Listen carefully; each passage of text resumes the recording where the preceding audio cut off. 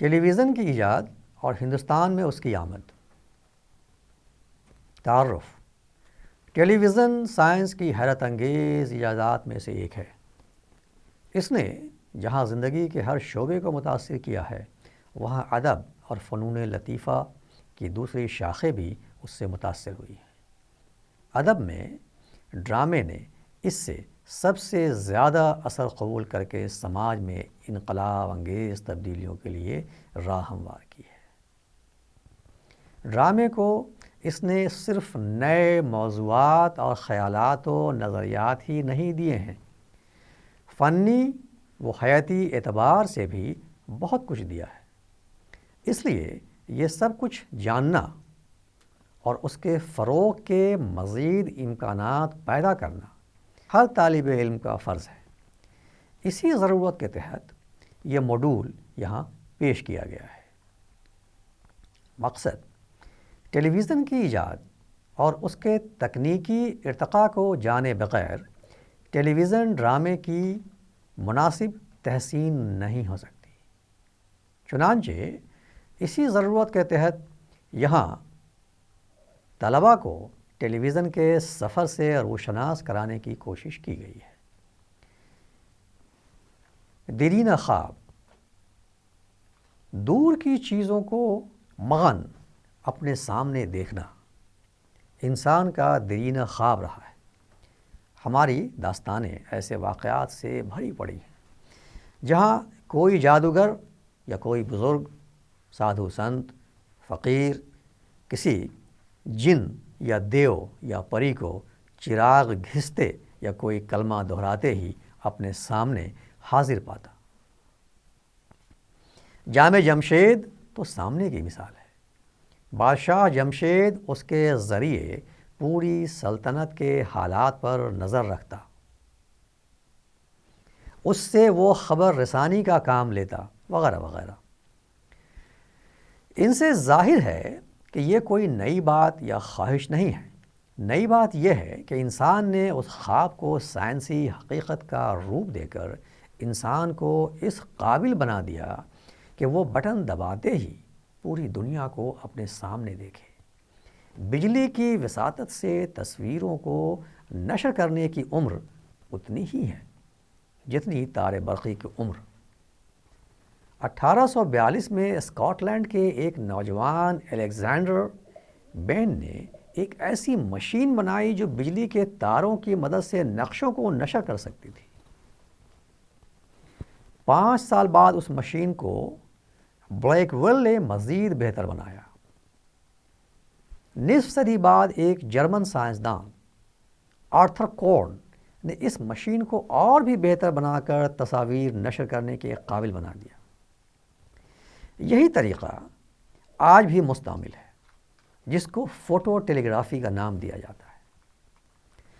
اخباروں کے لیے فوٹو نشر کرنے، ضروری کاغذات یا اسناد کو بھیجنے، یہاں تک کہ پولیس، عدلیہ اور ڈاک کے نظام میں بہتری لانے یا کیبل نیٹ ورکس کو زیادہ سے زیادہ فعال اور تشفی بخش بنانے کے لیے آج بھی اسی طریقے کو استعمال کیا جا رہا ہے۔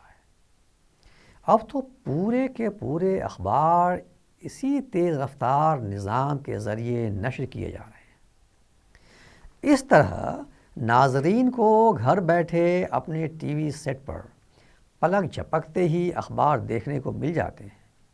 اب اخبار کی صرف ایک کاپی چھاپنا پڑتی ہے، جس کو اسکین کر کے لاکھوں پڑھنے والوں تک پہنچا دیا جاتا ہے۔ اب ٹرانسپورٹ کی ضرورت ہوتی ہے نہ کاغذ کی۔ فیکس کے ذریعے خطوط بھیجنے کا تجربہ بھی اب بہت پرانا ہو چکا ہے۔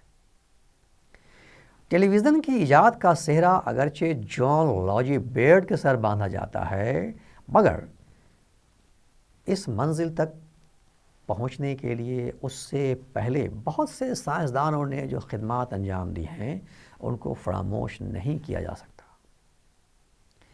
بہرحال اسکاٹ لینڈ کے اس فرد کو قدرت نے شاید اسی مقصد کے لیے پیدا کیا تھا۔ چنانچہ بیماری کی وجہ سے انجینئر بننے کے خواب کو شرمندہ تعبیر نہ کر سکنے کے بعد اس نے متعدد چھوٹے موٹے کام کرتے ہوئے بالآخر ٹیلی ویژن کی ایجاد کے کام کو آگے بڑھانے کا فیصلہ کیا۔ لاسن نے بیئرڈ کی کام سے لگن کی جو تصویر پیش کی ہے وہ ایسے لوگوں کے لیے ایک قوی تحریک کا کام کر سکتی ہے جو کام تو کرنے کے خواہشمند ہوتے ہیں مگر وسائل اور حالات نامساعد ہونے کی وجہ سے دل مسوس کر رہ جاتے ہیں۔ وہ لکھتا ہے کہ تکنیکی دریافتوں کی تاریخ میں ایسے ضدی پن کی مثالیں چند ہی دیکھنے کو ملتی ہیں جس کے ساتھ اسکاٹ لینڈ کے اس بے خوف انسان نے ہماری صدی کی ایک انتہائی مشکل ایجاد سے متعلق چھت پر مبنی ایک تاریک کوٹری میں ان حالات میں کام کرنا شروع کیا، جبکہ اس کے پاس نہ تو اس کام کے لیے ضروری مالی وسائل تھے اور نہ صحت اور نہ اس میدان میں پہلے کی پیش رفت کا علم۔ ہاتھ منہ دھونے کے لیے وہاں موجود اسٹینڈ سے اس نے اس میز یا بنیاد کا کام لیا جس پر سارے آلہ جات اس نے رکھے۔ دوسری طرف ایک پرانی چائے کی الماری یا دراز تھی اور بجلی کی ایک پرانی استعمال شدہ موٹر جس کو اس نے بجلی کا ساز و سامان رکھنے والے ایک کباڑی کی دکان سے حاصل کیا تھا۔ اس کے علاوہ کارڈ بورڈ کو کاٹ کر بنائی گئی نپکو کے ڈسک، سائیکل کی دکان سے حاصل کردہ کچھ شیشے، فوج کی طرف سے بیکار قرار دی گئی ایک بیتار برقی، کچھ ٹارچ کی بیٹریاں، رنگ کرنے والی کچھ سوئیاں اور لکڑی کے کچھ ٹکڑے۔ ان تمام اشیاء کو اس نے گوند، لاکھ اور دھاگوں سے جوڑ رکھا تھا۔ ساری تاریک کوٹری میں تاروں کا ایک جال سا بچھا ہوا تھا۔ ان حالات میں 2 سال کی انتھک محنت کے بعد بیئرڈ کچھ دھندلی سی غیر واضح شکلوں کو تاروں کے ذریعے 3 گز کے فاصلے تک پہنچانے میں کامیاب ہو گیا۔ اس کی اس کامیابی کو دیکھتے ہوئے لندن کے سب سے بڑے ڈپارٹمنٹ اسٹور کے مالک نے اسے اپنے ہاں اس شرط پر ملازم رکھ لیا کہ وہ دن میں 3 بار گاہکوں کے سامنے اپنی ایجاد کا مظاہرہ کرے گا۔ بیئرڈ نے یہ شرط اس لیے قبول کی کہ اسے پیسے کی اشد ضرورت تھی، لیکن جلد ہی اسے محسوس ہو گیا کہ اس طرح وہ اپنی ادھوری ایجاد کو مکمل نہ کر سکے گا۔ چنانچہ وہ استعفیٰ دے کر فرتھ اسٹریٹ کے اپنے تاریک کمرے میں لوٹ آیا۔ یہاں اس نے 2 اکتوبر 1925 کو ایک کمرے سے دوسرے کمرے تک انسانی چہروں کو نشر کرنے میں پہلی بار کامیابی حاصل کی۔ چنانچہ اب اس کام کو مزید آگے بڑھانے کے لیے ایک کمپنی قائم کی گئی۔ ابھی یہ ایجاد مکمل نہیں تھی، بیئرڈ اسے بہتر سے بہتر بنانے کا متمنی تھا، اس لیے وہ اس پروجیکٹ پر مسلسل کام کرتا رہا۔ تاروں سے شروع کر کے اس نے تاروں کے بغیر بھی نشر کرنے میں کامیابی حاصل کی، ساتھ ہی مشین کے دائرہ کار میں بھی مسلسل اضافہ کرتا رہا۔ بیئرڈ چاہتا تھا کہ اس کے تجربے کو BBC برتنا شروع کرے، لیکن یہ اس وقت تک ممکن نہ ہو سکا جب تک کہ 1929 عیسوی میں برطانیہ کی پارلیمنٹ نے BBC کو ایسا کرنے کے احکامات جاری نہ کر دی۔ بیئرڈ کی ایجاد پر ادھر امریکہ میں بھی کام ہوتا رہا، جو بڑی تیزی سے آگے بڑھتا چلا گیا۔ وہاں کے 2 سائنسدانوں نے اس میدان میں ناقابل فراموش کام کیا۔ یہ 2 اشخاص تھے، فلو ٹی فرینزورتھ اور اس کا مد مقابل ڈاکٹر وی.کے. زیورکن۔ زیورکن نے کیمرہ بنایا جو انسانی آنکھ کی شکل کا ہے۔ ان کے کام کو اور لوگوں نے بھی آگے بڑھایا اور آواز اور تصویر کو ایک ساتھ نشر کرنے میں بھی کامیابی حاصل کر لی۔ دائرہ کار بھی بڑھتے بڑھتے پورے ملک کو محیط ہو گیا۔ ان ساری پیش رفتوں کے نتیجے میں لندن میں پہلا ٹیلی ویژن پروگرام الیگزینڈر پیلس سے 2 نومبر 1934 عیسوی کو نشر کیا گیا۔ اس میں بیئرڈ اور زیورکن دونوں کے تکنیکی نظام کو باری باری برتنے کی کوشش کی گئی تاکہ یہ معلوم ہو سکے کہ کون سی تکنیک زیادہ سود مند ہے۔ چند ہفتوں کے بعد قرۂ فعال زیورکن کے حق میں پڑا اور بیئرڈ کی تکنیک کو سودمند نہ سمجھتے ہوئے ترک کر دیا گیا۔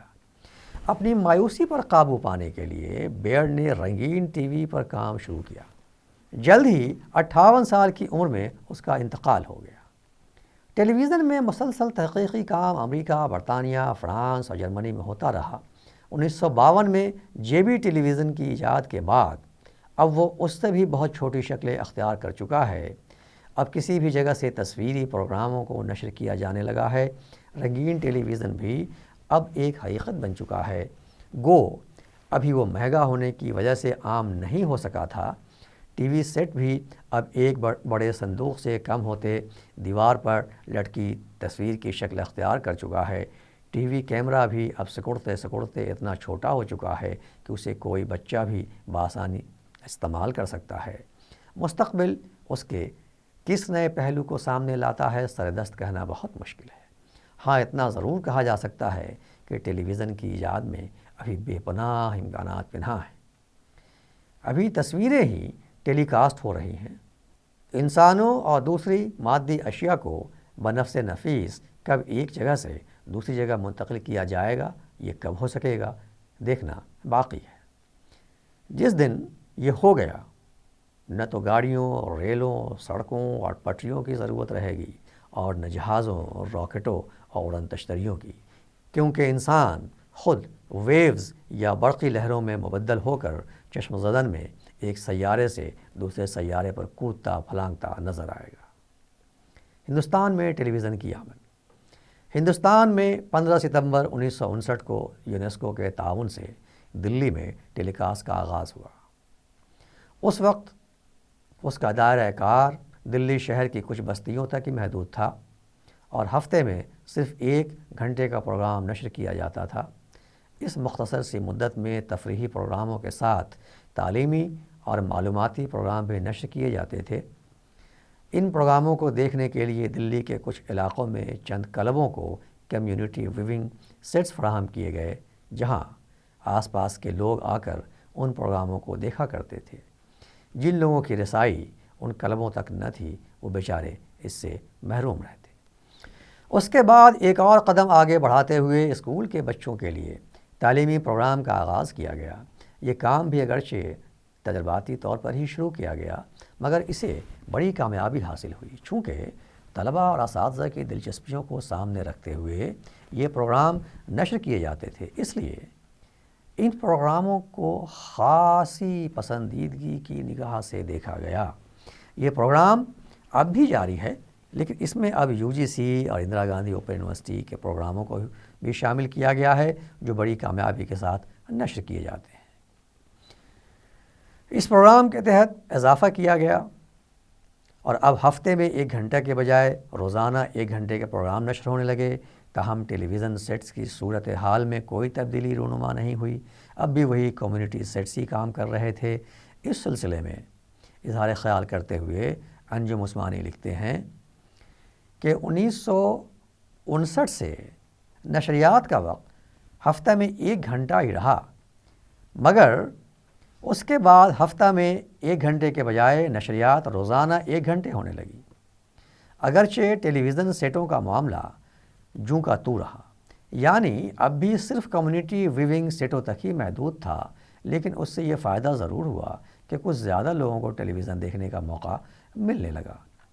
اس سے قبل اسکول ٹیلی ویژن کی وجہ سے طلباء اور اساتذہ کی کافی تعداد اس کے قریب آ چکی تھی۔ ممبئی مرکز کا قیام۔ 1972 میں ملک کا دوسرا ٹیلی ویژن مرکز بمبئی میں قائم کیا گیا۔ اس مرکز کے لیے ضروری مشینری جرمنی نے ہندوستان کو تحفے میں دی۔ اس سینٹر نے پروفیشنل پروگرام شروع کر کے ملک بھر میں شہرت حاصل کی۔ ابتدا میں اس کے پروگرام بھی دن میں صرف 1.5 گھنٹے ہوا کرتے تھے، لیکن لوگوں کی دلچسپی کو ملحوظ رکھتے ہوئے اس میں توسیع کی گئی۔ ممبئی سینٹر کے قیام کے 1 سال بعد ہی پونا میں اس کا ریلے سینٹر قائم کیا گیا، جہاں سے اس کے پروگرام نشر کیے جانے لگے۔ رسائی میں بھی اب خاطر خواہ اضافہ ہو گیا، اور کچھ دیہی علاقے بھی اس نعمت سے مستفید ہونے لگے۔ اس کا لازمی نتیجہ یہ ہوا کہ اب دیہی عوام کی ضرورت کے تحت بھی پروگرام نشر کیے جانے لگے، جس سے خاصی بو قلمونی پیدا ہوئی۔ مصنوعی سیارے کی آمد۔ ٹیلی ویژن کی برکتوں کو ملک کے کونے کونے تک پہنچانے کے لیے ضروری تھا کہ کوئی ایسا نظام قائم ہو جائے جو پورے ملک پر حاوی ہو۔ یہ خواب 1975 میں اس وقت تعبیر کی منزل تک پہنچا جب امریکہ کے سیٹلائٹ ٹی وی کے تعاون سے ہندوستان کی 6 ریاستوں کے تقریباً 2000 دیہات کو یہ سہولت حاصل ہو گئی۔ حکومت نے ان دیہاتوں میں مشترکہ اور اجتماعی طور پر دیکھے جانے والے ٹی وی سیٹس فراہم کیے۔ اس طرح وہ انقلاب رونما ہوا جس نے ان دیہاتوں کو ایک نئی اور جدید دنیا سے متعارف ہونے کا موقع دیا۔ اس سے دیہات کی ضروریات کے مد نظر ایسے پروگرام نشر کیے جانے لگے جنہوں نے عوام کو صدیوں کے دقیانوسی خیالات کے چنگل سے آزاد کرانے کے ساتھ زمینداری کی لعنت، صحت عامہ اور بچوں کی تعلیم و تربیت کے مسائل حل کرنے میں مدد کی۔ ہندوستانی ٹیلی ویژن کی تاریخ میں 1976 کا سال اس اعتبار سے اہم ہے کہ اس سال حکومت ہند نے ریڈیو اور ٹیلی ویژن کو 2 الگ اداروں کی شکل دے کر ان کی کارکردگی کو مزید بہتر بنانے کی کوشش کی۔ اس سے پہلے یہ دونوں ایک ہی شعبے کا حصہ تھے اور ایک ہی ڈائریکٹر کی قیادت میں کام کرتے تھے۔ ان 2 اداروں کو الگ کرنے کا مقصد، جیسا کہ اوپر کہا گیا ہے، ان کی کارکردگی میں سرعت اور بہتری لانا تھا، مگر یہ خواب اب تک پوری طرح شرمندہ تعبیر نہیں ہو سکا ہے۔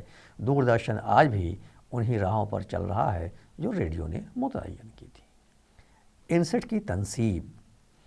ہندوستانی ٹیلی ویژن کی تاریخ میں سب سے اہم واقعہ 15 اگست 1952 میں رونما ہوا، جب انسیٹ 1 یا انسیٹ 1 کی وساطت سے پورے ملک کی نشریات کو ایک دوسرے سے مربوط کر دیا گیا۔ اس کے ذریعے اب سارے ملک کے عوام کو یہ سہولت حاصل ہو گئی کہ وہ ایک ہی پروگرام کو دیکھ سکیں۔ رنگین نشریات کا آغاز بھی اسی دن کیا گیا۔ اسی کے ساتھ کچھ مراکز کو مائکرو ویو کے ذریعے بھی ایک دوسرے سے جوڑا گیا، جس سے ان کے درمیان پروگراموں کے تبادلے کی سہولت میسر آئی۔ ان اقدامات نے قومی یگانگت کو فروغ دینے میں اہم کردار ادا کیا۔ زندہ نشریات کا آغاز۔ 19 نومبر 1982 عیسوی کا دن اس وجہ سے تاریخی اہمیت کا حامل ہے کہ اس دن 9ویں ایشیائی کھیلوں کو براہ راست نشر کرنے کا سلسلہ شروع ہوا، جس کی وجہ سے دنیا کے اکثر ممالک نے براہ راست ان کھیلوں کو کھلی آنکھوں سے دیکھا۔ 15 اکتوبر 1983 کو انسیٹ بی کی تنصیب نے ٹی وی کے پروگراموں کے دائرے کو ملک گیر بنا دیا۔ دوسرے چینل کا قیام۔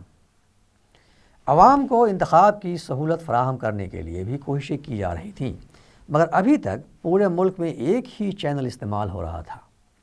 7 ستمبر 1984 کو دہلی میں ایک اور چینل کا آغاز کیا گیا۔ اس سے نہ صرف پروگراموں میں تنوع پیدا ہوا بلکہ ناظرین کو بھی اپنی دلچسپیوں کے مطابق پروگرام دیکھنے کی سہولت حاصل ہو گئی۔ دھیرے دھیرے یہ سہولت ملک کے اکثر بڑے شہروں کو فراہم کر دی گئی، جس سے وہاں بھی ٹیلی ویژن کے ناظرین کی تعداد میں خاطر خواہ اضافہ ہوا۔ رفتہ رفتہ دوسرے چینل بھی قائم ہوئے جن کا مقصد علاقائی زبانوں کو تقویت پہنچانا تھا، تاکہ مقامی یا علاقائی تہذیب و تمدن کو بھی فروغ کے موقع ملیں۔ ان چینلز کو ریجنل لینگویج سیٹلائٹ سروس کے نام سے منسوب کیا جاتا ہے۔ علاقائی زبانوں کے چینلوں کے علاوہ ڈی ڈی انڈیا کے نام سے ایک بین الاقوامی چینل بھی کام کر رہا ہے، جس کے پروگرام آدھی سے زیادہ دنیا دیکھتی ہے۔ نجی حصہ داری اتنی بڑھ گئی ہے کہ اب پروگرام کی نوعیت کے اعتبار سے بھی الگ الگ چینل قائم کر دیے گئے ہیں، جیسے خبروں، موسیقی، کارٹون، فلم، ماحولیات، سیر و سیاحت، صحت عامہ اور کھیل کود وغیرہ۔ بقول انجم عثمانی، 1959 عیسوی کا وہ وقت یاد کیجئے جب ہمارے ملک میں ٹی وی صرف دلی شہر کے کچھ علاقوں تک ہفتہ میں صرف ایک بار 1 گھنٹے کے لیے مشترکہ طور پر دیکھنے جانے والے سیٹس تک محدود تھا، اور کہاں آج ہمارے ملک میں سینکڑوں پروڈکشن سینٹرز، ٹرانسمیٹرز ہیں جن کے ذریعے ملک ہی میں نہیں ملک کے باہر کی بھی ایک بڑی آبادی ٹی وی کی حدود میں ہے۔ اور آخر میں مشورہ دیتے ہوئے لکھتے ہیں کہ ضرورت اس بات کی ہے کہ ہم تکنیکی طور پر خود کفیل ہونے کے ساتھ ذہنی طور پر بھی خود کفیل ہوں، تاکہ اس طاقتور اور مؤثر ذریعے کا استعمال انسانی اخلاقی قدروں، تہذیبی بقا، صحت مند تفریح، ذہنی ارتقاء اور انسانیت کی فلاح کے لیے ہو سکے۔ خلاصہ، ٹیلی ویژن کی ایجاد کا سہرا اگرچہ جیل بیئرڈ کے سر باندھا جاتا ہے، مگر حقیقت یہ ہے کہ اس منزل کو پانے کے لیے متعدد دوسرے سائنسدانوں نے بھی قابل قدر کوششیں کیں، جن کو کسی قیمت پر فراموش نہیں کیا جا سکتا۔ اس سلسلے کی سب سے پہلی کوشش اسکاٹ لینڈ کے ایک نوجوان الیگزینڈر بین کے ہاتھ کو انجام پہنچتی ہے، جس نے ایک ایسی مشین بنائی جو بجلی کے تاروں کے ذریعے نقشوں کو نشر کرتی تھی۔ میکویل نے اس مشین کو مزید بہتر بنایا۔ نصف صدی بعد ایک جرمن سائنسداں آرتھر کورن نے اس مشین کو مزید بہتر بنا کر تصویریں نشر کرنے کے قابل بنایا۔ یہ طریقہ آج بھی اخباروں، اہم کاغذات، اسناد وغیرہ کو نشر کرنے کے لیے استعمال میں لایا جا رہا ہے۔ بیئرڈ نے اپنی تحقیق کا سارا سلسلہ اس وقت شروع کیا جب اپنی بیماری کی وجہ سے انجینئر بننے کے لیے اپنے خواب کو وہ شرمندہ تعبیر نہ کر پایا۔ چنانچہ اس نے ٹیلی ویژن کی ایجاد کے کام کو آگے بڑھانے کا فیصلہ کیا، اور 2 سال کی انتھک محنت کے بعد وہ کچھ دھندلی سی شکلوں کو تاروں کے ذریعے 3 گز تک نشر کرنے میں کامیاب ہو گیا۔ 12 اکتوبر 1925 کو اسے مزید کامیابی نصیب ہوئی، اور وہ انسانی چہروں کو ایک کمرے سے دوسرے کمرے تک نشر کرنے میں کامیاب ہوا۔ اس کا کام ابھی ادھورا تھا، اس لیے وہ اپنے پروجیکٹ پر کام کرتا رہا۔ اب وہ تاروں کے بغیر بھی تصویروں کو نشر کرنے لگا۔ 1929 عیسوی میں بی بی سی نے اس کی تحقیق کو استعمال کرنے کی اجازت پارلیمنٹ سے حاصل کر لی۔ دوسری طرف اس کی تحقیق پر 2 امریکی سائنسدان فلو ٹی فارنزورتھ اور ڈاکٹر زوریکن بھی بڑی تیزی سے کام کر رہے تھے۔ اس تحقیق میں کچھ اور لوگ بھی مصروف تھے۔ بالآخر آواز اور تصویر کو ایک ساتھ نشر کرنے میں کامیابی مل گئی۔ ان ساری پیش رفتوں کے نتیجے میں لندن میں پہلا ٹیلی ویژن پروگرام الیگزینڈر پیلس سے نشر کیا گیا۔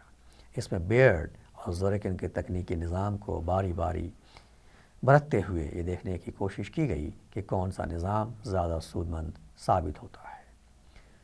ہندوستان میں ٹی وی یونیسکو کے تعاون سے 15 ستمبر 1959 کو پہنچا۔ دلی کی چند ہستیوں کے لیے پروگرام نشر ہونے لگے۔ 1972 میں دوسرا ٹیلی ویژن مرکز بمبئی میں شروع کیا گیا۔ پروفیشنل پروگرام نشر کرنے کی وجہ سے اس مرکز کو بڑی شہرت ملی۔ 1975 میں امریکہ کے سیٹلائٹ ٹی وی کے تعاون سے 6 ریاستوں کو ٹی وی کی سہولیات حاصل ہوئی۔ 15 اگست 1982 میں انسیٹ 1 کی تنصیب نے پورے ملک کے نشریات کو ایک لڑی میں پرو دیا۔ 19 نومبر 1982 کو ایشیائی کھیلوں کو براہ راست نشر کرنے کا سلسلہ شروع ہوا۔ 15 اکتوبر 1913 کو انسیٹ بی کی تنصیب نے ٹی وی پروگراموں کو ملک گیر بنا دیا۔